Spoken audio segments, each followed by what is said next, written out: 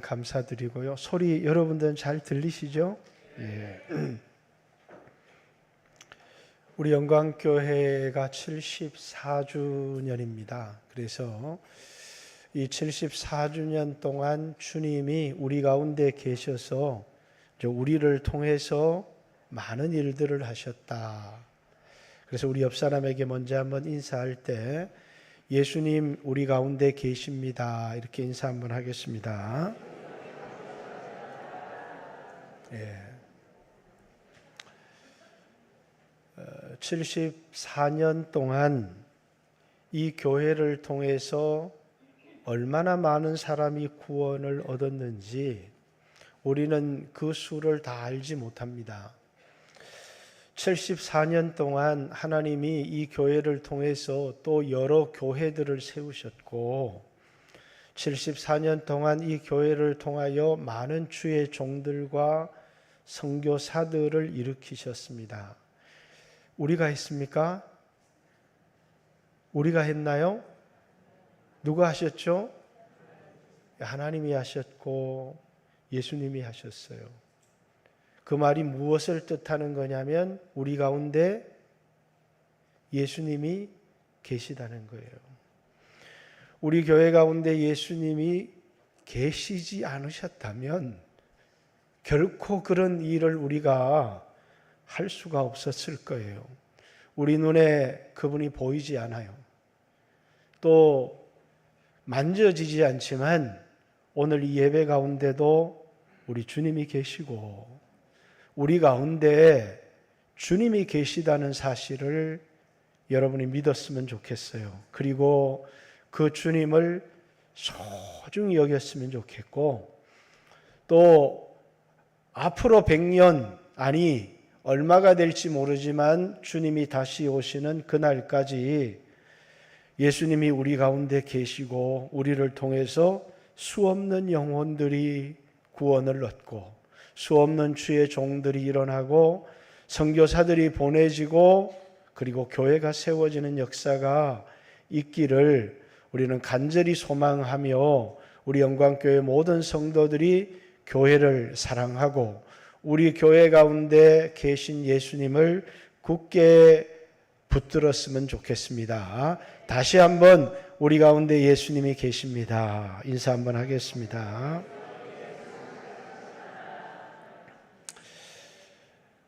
갈라디아서 3장 19절에 우리가 범법함을 인하여서 율법을 더하여 준 것이다. 이렇게 율법은 우리가 범법함을 인하여 더한 것이다. 이렇게 얘기를 합니다. 다시 말해서 범죄한 사람에게 하나님이 율법을 주었다라는 것입니다. 그 율법을 준 목적이 뭐냐면 정죄하기 위해서 율법을 준 것이 아니라 진단하기 위하여서 율법을 주었다는 거예요. 정죄하기 위하여 율법을 주었다면 우리는 그 율법을 받는 순간에 절망하고 좌절할 수밖에 없지만 하나님이 율법을 우리에게 주신 것은 정죄하고 심판하기 위하여 주신 것이 아니라 진단하고 고치고 구원하시기 위하여서 하나님이 우리에게 율법을 주셨다라는 것입니다. 그래서 오늘 본문에 먼저 예수께서 길을 가실 때에 날 때부터 맹인된 사람을 보신지라 제자들이 그 당시에 유대인들이 랍비여 이 사람이 맹인으로 난 것이 누구의 죄 때문입니까? 그 때문입니까? 그의 부모 때문입니까? 이렇게 묻습니다. 이 사람이 맹인이 되었는데 그 맹인이 된 것이 날 때부터 소경이었기 때문에 이 사람의 죄 때문이다 라고 말해야 되는 겁니까? 아니면 이 사람의 부모의 죄 때문입니까? 라고 얘기해야 되는 것이냐라는 거예요. 여러분, 우리에게 어떤 시각으로 내가 가지고 있는 문제를 보느냐는 굉장히 중요합니다. 오늘 나에게 육신의 질병의 문제도 있고 나에게 가난의 문제도 있고 직장의 문제도 있고 사람과의 관계의 문제도 있는데 어떤 눈으로 내 문제를 봐야 되느냐? 이 문제가 죄 때문이냐? 아니면 하나님의 영광을 위하여 하나님이 나에게 주신 것이냐? 요한복음 8장에 어떤 사람이 현장에서 간음하다가 잡혔어요. 바리새인들이, 유대인들이 여인을 예수님 앞으로 끌고 왔습니다. 모세 율법에는 돌로 쳐서 죽이라고 했습니다. 당신은 뭐라고 하시겠습니까? 저 율법으로는 돌로 쳐서 죽이라고 했는데 당신은 뭐라고 하시겠습니까? 예수님이 바닥에 글을 썼어요. 그랬더니 그 글을 읽은 사람마다 돌을 놓고 마음의 재책을 받아 다 떠났습니다. 예수님이 그 여인에게 묻습니다. 너를 정죄하는 사람이 있느냐? 없습니다. 나도 너를 정죄하지 아니하노니. 여러분, 오늘 율법의 시각으로 우리 자신을 바라보기 시작하고 오늘 내 문제는 내 죄 때문이다 라고 나를 정죄하기 시작하는 사람들에게는 절망밖에 없어요. 그런데 오늘 내가 가지고 있는 이 문제가 나의 죄 때문이라고 할지라도 이것은 정죄를 위하여서 율법을 가지고 나를 정죄하는 것이 아니라 율법을 가지고 나를 진단하는 것이 중요하다는 거예요. 율법은 정죄의 법이 아니라 나를 정확하게 알기 위한 진단의 법이지, 유대인들은 그걸 가지고 뭡니까? 간음하다 잡힌 여자도 정죄하고, 날 때부터 소경된 사람도 정죄하고, 가난한 사람도 정죄하고, 병든 사람도 정죄하고, 정죄하고 나면 저 사람은 죄인이기 때문에, 하나님 앞에 버림받은 사람이기 때문에 답이 없어요. 그러나 하나님이 우리에게 율법을 주신 것은 정죄하기 위하여 주신 것이 아니라 뭐 하기 위해서요? 올바르게 우리 자신을 진단하고, 진단하는 이유가 뭐라고요? 치료하고 고치기 위하여 우리에게 율법을 주신 것이지, 율법을 가지고 정죄하기 위하여 주신 것이 아니다는 거예요. 그래서 그 사람들의 시각은 항상 정죄에 있습니다. 이 사람이 소경으로 난 것이 이 사람 죄 때문입니까? 이 사람의 부모 죄 때문입니까? 예수님의 시각은 전혀 달라요. 이 사람의 죄 때문도 아니고, 이 사람의 부모의 죄 때문도 아니고, 이 사람이 날 때부터 소경된 것은 2절에 3절이죠. 예수께서 대답하시되 이 사람이나 그 부모의 죄로 인한 것이 아니라 그에게서 하나님이 하시는 일을 나타내고자 하심이라, 이렇게 말씀하셨어요. 여러분, 오늘 우리가 가지고 있는 문제를 어떻게 볼 것이냐도 참 중요합니다. 우리도 수없는 문제를 가지고 있잖아요. 이 사람은 날 때부터 소경된 문제를 가지고 있었다면 오늘 여러분과 저도 건강의 문제를 가진 사람, 물질의 문제를 가진 사람, 수없는 인격적인 문제를 가진 사람, 아픔의 문제를 가진 사람들이 굉장히 많지만, 그것을 가지고 내가 불순종했기 때문에, 내 죄 때문에 하나님이 나를 심판하시고자 한다, 하나님이 나를 심판하시고자 한다라고 보는 것과, 오늘 나를 진단하고 고쳐서 하나님이 나를 귀한 하나님의 영광의 도구로 쓰시고자 하는 것이다 라고 오늘 내 문제를 바라보는 시각은 전혀 달라질 수 있다라는 거예요. 어떤 사람은 문제가 생기고 어려우면 낙심합니다. 왜? 내가 불순종했고 이 일을 통해서 하나님이 나를 정죄하고 나를 심판하시기 위한 거다, 이렇게 생각하는 사람은 구원을 경험할 수가 없어요.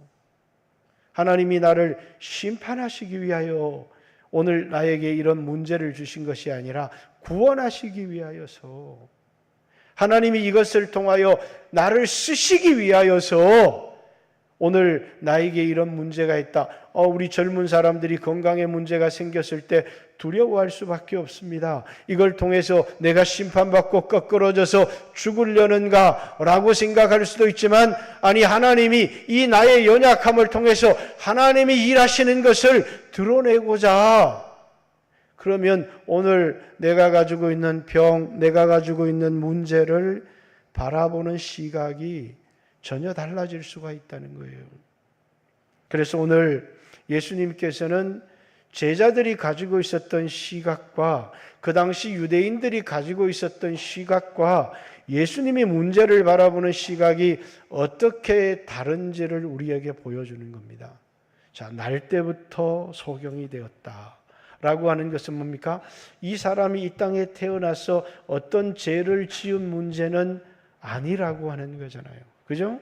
그러면 그 부모가 죄를 지었기 때문에 그 저주가 이 가정에 유전이 되는가? 그런 문제가 아니라는 것입니다. 하나님은 먼저 율법을 통해서 우리 자신을 온전히, 율법을 주신 것은 우리 자신을 진단하라는 거예요. 오늘 이 날 때부터 소경된 사람의 치유의 역사가 일어났는데 바리새인들이나 제자들의 시각은 죄 때문이었을 거다. 그리고 이 사람을 향해서 내가 온전히 죄 가운데서 나서 우리를 가르치려고 하느냐, 이렇게 마지막에 이 사람을 추례하면서 내가 온전히 죄 가운데서 태어나서 모세의 제자인 우리를 가르치려고 하느냐, 이렇게.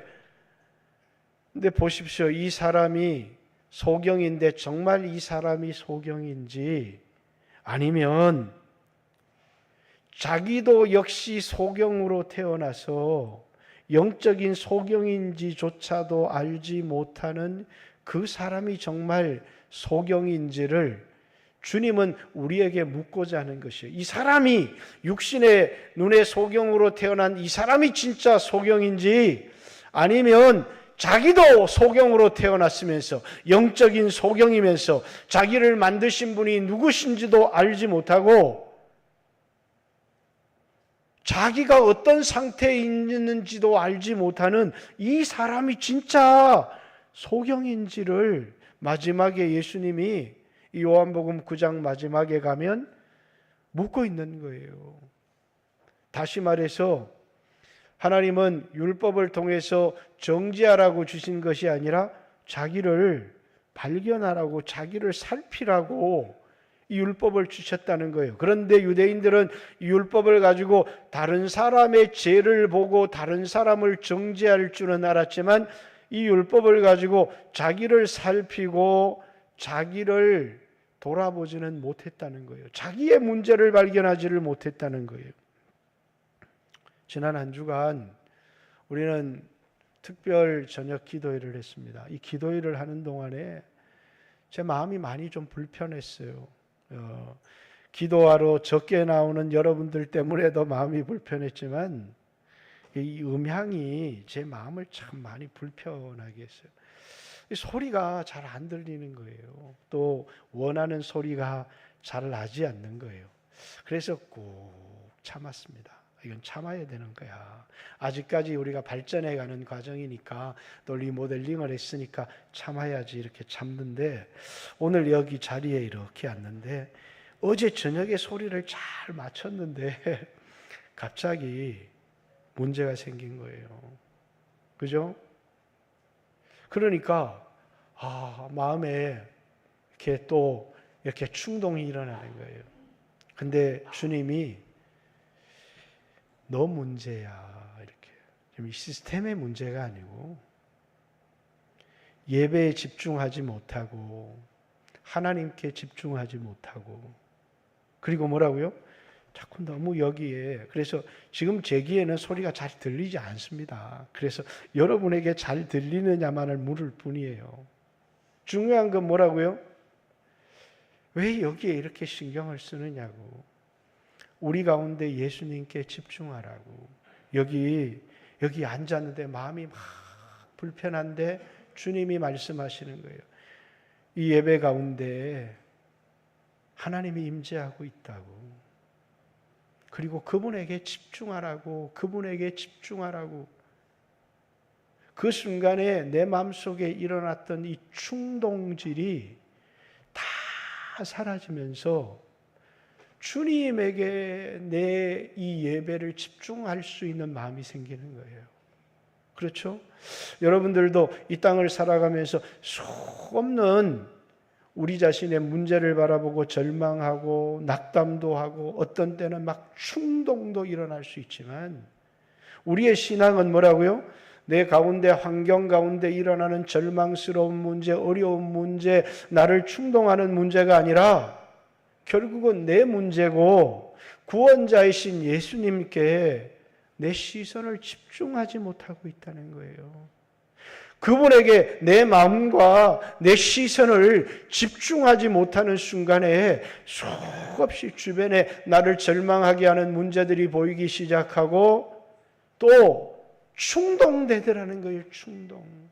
사단이 우리를 끊임없이 막 충동해서 죄를 짓게 하고 노엽게 하고 하지만 여러분과 제가 이 땅을 살아가면서 우리는 끊임없이 우리 가운데 예수님이 계시다는 것과 예수님이 내 구주시라는 것과 그분에게 우리의 시선을 집중했다면 우리는 훨씬 더 많은 구원과 하나님의 은혜를 경험할 수 있었을 것이라는 거예요. 그런데 뭐라고요? 오늘 이 바리새인들, 유대인이라고 하는 사람들은 정죄는 할 줄 알았지만 뭐는 못했습니까? 그들은 자기를 진단하지 못했다는 거예요. 자신의 문제라는 것, 다른 사람의 눈에 든 티는 발견할 수 있었지만 자신의 눈에 있는 이 들보는 보지 못하는, 율법을 통하여 자기를 진단하지 못하는, 그래서 날 때부터 소경된 사람이라는 이 사람은 뭘 대표하는 사람이냐면 이 땅에 태어난 모든 인류를 대표하는 사람이에요. 다시 말해서 이 사람은 어떤 문제를 가진 사람을 얘기하는 것이기도 하지만 이 땅에 태어난 모든 인류가 소경이라는 것입니다. 자신의 문제를 알지 못하는 그런 소경이라는 거예요.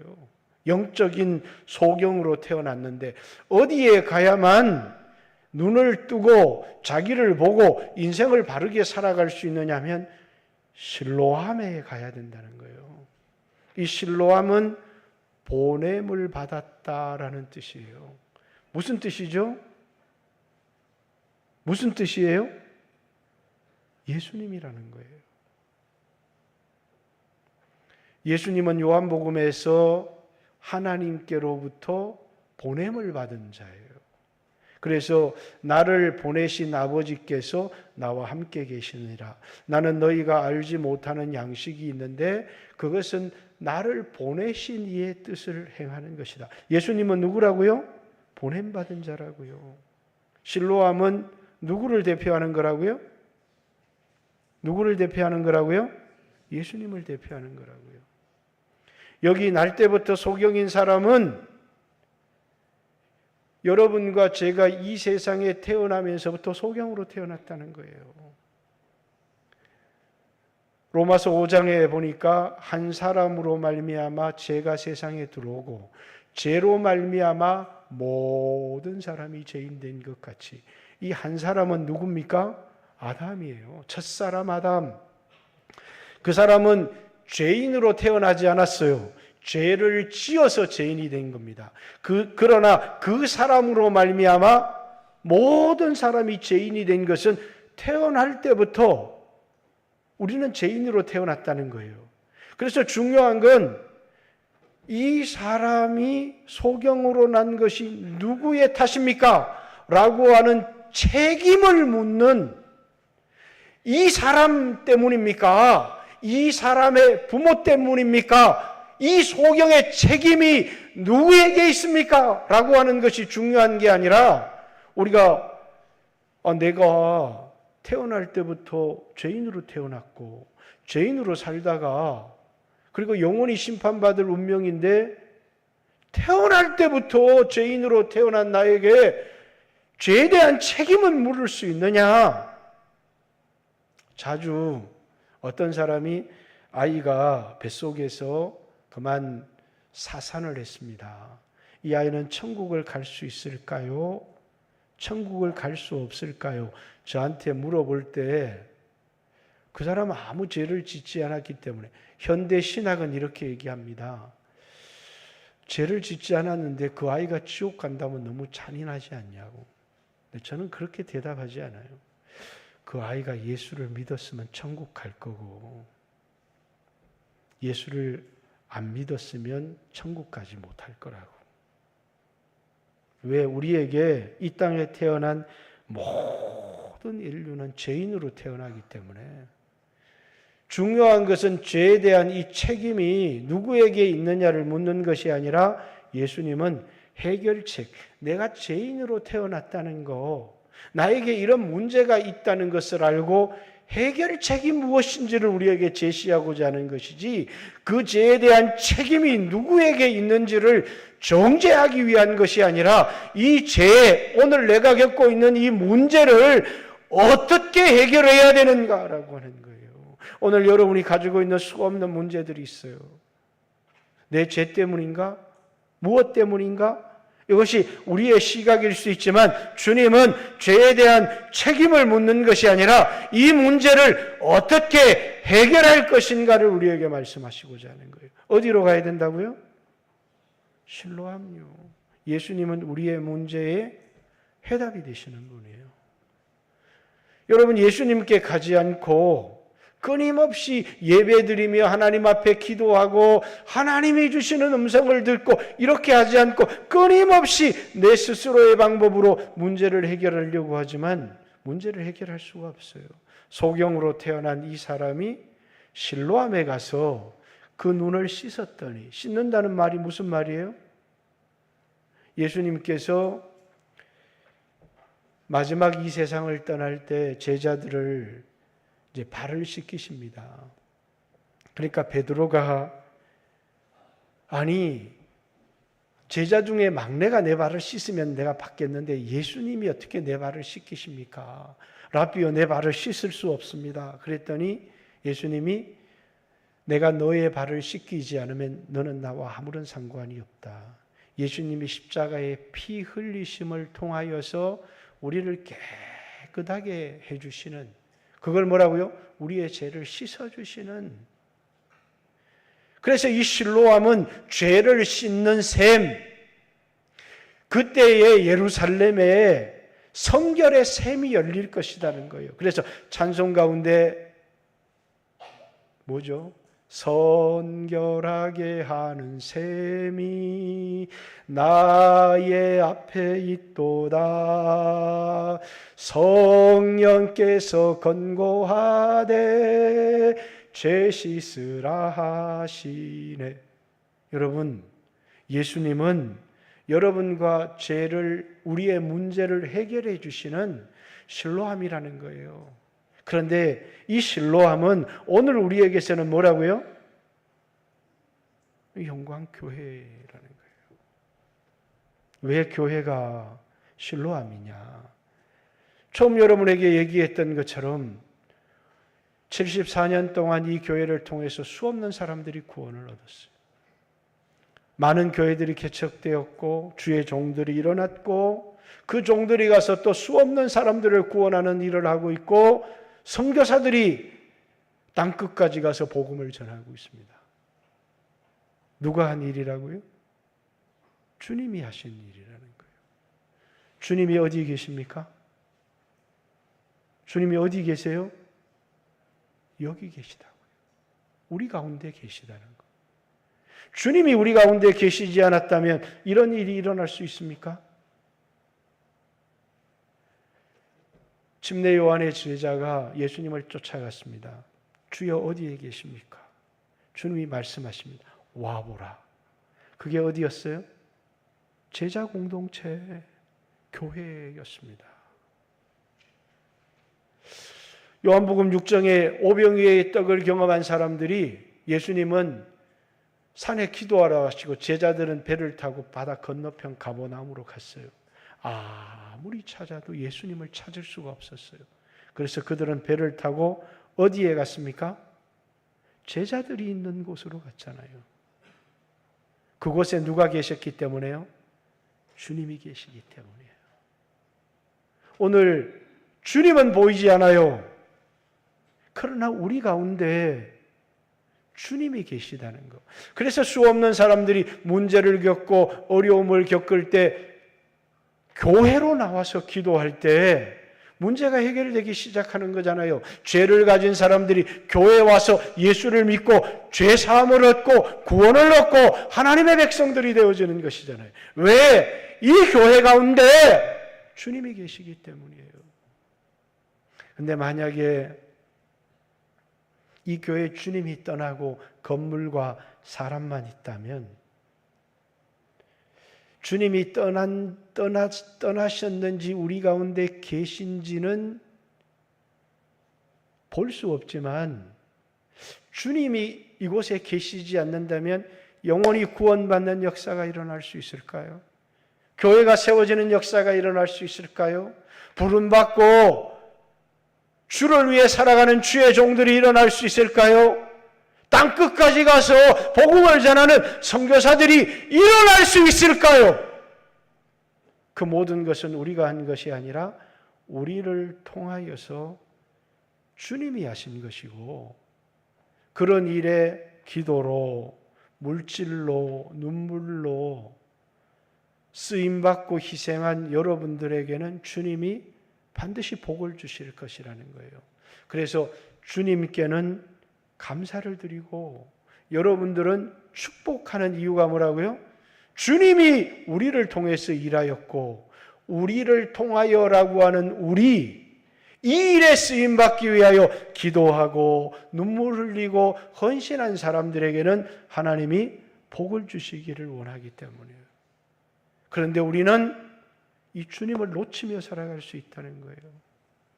우리는 분주해서 우리의 주변을 바라보고 사람을 바라보지만 우리 가운데 계신 예수님을 놓쳐버릴 수 있다는 거예요. 우리는 모인 사람의 수를 보고 환경을 보지만 우리 가운데 계신 예수님을 집중하지 않을 수 있다는 거예요. 그래서 에스겔서에는 뭐라고요? 성전에서 예수님이 떠나버리신 거예요. 그들은 성전이 있었기 때문에, 그들은 모인 사람들이 있기 때문에, 건물이 있기 때문에 놀라운 역사가 일어날 거라고 생각했지만 예루살렘 무너지고 말았어요. 왜? 주님은 거기 계시지 않으셨기 때문이에요. 그런데 주님이 에스겔서 48장에 새로운 환상을 보여주셔요. 여호와 샴마. 신약 교회를 얘기하는 거죠. 오늘 우리를 얘기하는 거예요. 그리고 얘기합니다. 여호와 샴마, 여호와께서 거기 계시니라. 여러분, 74년 동안 주님은 우리 가운데 계셨어요. 그리고 우리를 통해서 놀라운 일들을 이루셨고 앞으로도 그러실 겁니다. 우리 영광교회 모든 성도들은 교회를 사랑할 뿐만 아니라 우리 교회 가운데 계신 주님을 소중히 여겼으면 좋겠어요. 예수님은 여러분 마음속에도 성전 삼고 오십니다. 그러나 많은 사람들이 우리 마음의 성전 삼고 오신 예수님을 소중히 여기지 않아요. 그분을 소중히 여기고 그분이 주신 말씀을 붙들 때 30배, 60배, 100배의 결실을 맺을 수 있는데 우리의 마음속에 재리의 염려, 세상의 유혹들, 우리의 마음속에 계신 말씀이신 예수님을 붙드는 게 아니라 세상에 대한 사랑과 욕망을 붙들다가 그만 예수님을 놓쳐버리는 사람들이 있는 거예요. 우리는 74년을 지나면서 모든 사람이 그러지 않았을 수 있지만 어떤 사람들은 예수님을 소중히 붙은 겁니다. 그들을 통해서 하나님은 지금까지 놀라운 일을 하셨고 여러분 마음도 마찬가지입니다. 여러분 마음속에 예수님을 소중히 붙든다면, 예수님께 집중한다면 내 안에 예수님이 계십니다. 내 안에 예수님이 계십니다. 아니, 내 마음속에 황금덩어리가 있고 유혹이 있고 그것이 보배가 아니라 내 마음에 예수님이 계십니다. 예수님이 내 마음을 성전 삼고 내 안에 예수님이 계십니다. 그 예수님을 소중히 붙든 사람은 예수님이 그 사람을 통해서 30배, 60배, 100배라고 하는 삶의 놀라운 열매와 결실들을 맺게 할 거예요. 그러나 내 안에 예수님이 오셨는데도 그 예수님을 소중히 여기지 않는 거예요. 그래서 열매 맺지 못한 사람은 재리의 염려, 세상의 유혹에 빠져서 결실치 못하는 자예요. 예수님이 계셨지만 내 마음속에 예수님을 붙들지 못한 거죠. 우리 영광교회가 실로아입니다. 우리 가운데 예수님이 계시다. 그렇다면 오늘 여러분들이 건강에 문제가 있습니다. 오늘 여러분들이 물질의 문제도 있습니다. 그러나 내가 갈 실로암이 있습니다. 고침받을 곳이 있고 해결받을 곳이 있고 그리고 나에게 풍성한 열매를 주시는 그분이 어디 있다고요? 우리 가운데 계시다는 거예요. 그래서 그것이 우리의 소망입니다. 그것이 교회가 소중한 이유입니다. 왜? 이곳에 주님이 계시기 때문이에요. 그래서 무거운 짐진 자도 이곳에 와서 내려놓을 수 있습니다. 수없는 문제를 가진 사람도 이곳에 와서 주님을 만나면 놀라운 주님이 주시는 구원과 축복을 경험할 수 있습니다. 이곳에 그분이 계시기 때문이에요. 그래서 예배하러 올라오는 동안에 마음이 막 요동치는데 주님이 내가 여기 있다. 나에게 집중하라고. 영상을 하는 사람도 좀 틀려도 되고 음향을 하는 사람도 좀 틀려도 되는데 그거 틀린다고 하나님이 영광을 못 얻는 게 아니라고. 네가 나에게 집중하지 않고 마음의 충동을 받고 그 순간에 뭐라고요? 우리는 하나님을 놓쳐버릴 수 있어요. 사랑하는 성도 여러분, 여러분의 인생 가운데 돈을 놓칠 수 있어요. 소중한 사람들을 잃어버릴 수도 있죠.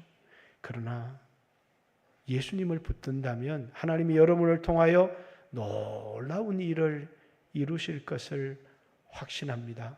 우리 영광교회 주님이 계심을 믿고 여러분들이 그 주님을 소중히 붙들기를 원하고 또 여러분 마음속에 지금까지 헛된 것을 붙들고 살았다면 바로 예수님이 나의 구원이시고 예수님이 내 문제의 해결자라는 것, 율법을 통하여서 내 자신을 정죄하고 절망하지 말고 이 율법을 통하여 나를 정확하게 진단하고 나에겐 예수님이 필요하다고 실로암으로 가면, 예수님께로 가면, 예수님을 붙들면 내 쓸모없었던 것 같은 이 나의 인생이 하나님 앞에 소중하게 쓰임받는 인생이 된다는 것.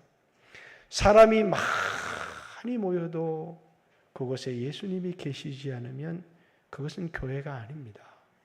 그러나 두세 사람만 모여도 그곳에 예수님이 계시면 그곳에 모인 사람들은 주님의 구원을 경험하고 놀라운 주님의 은혜를 경험하고 주님이 그들을 통해서 놀라운 일을 하신다는 것을 기억하고 우리 영광교회 모든 성도들은 주님이 여기 계시다.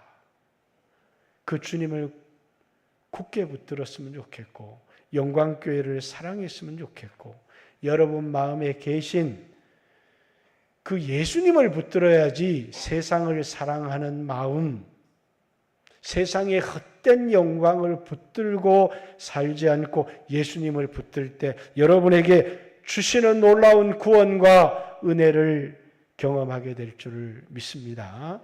예수님이 여기 계시다. 주님이 오늘 저에게 하신 말씀입니다. 예수님이 여기 계시다. 오늘 그 예수님을 붙들고 살아가는 영광교회 모든 성도들 되시기를 주님의 이름으로 축복합니다. 같이 한번 주여 하시고 하나님 앞에 한번 기도하는 시간을 갖겠습니다.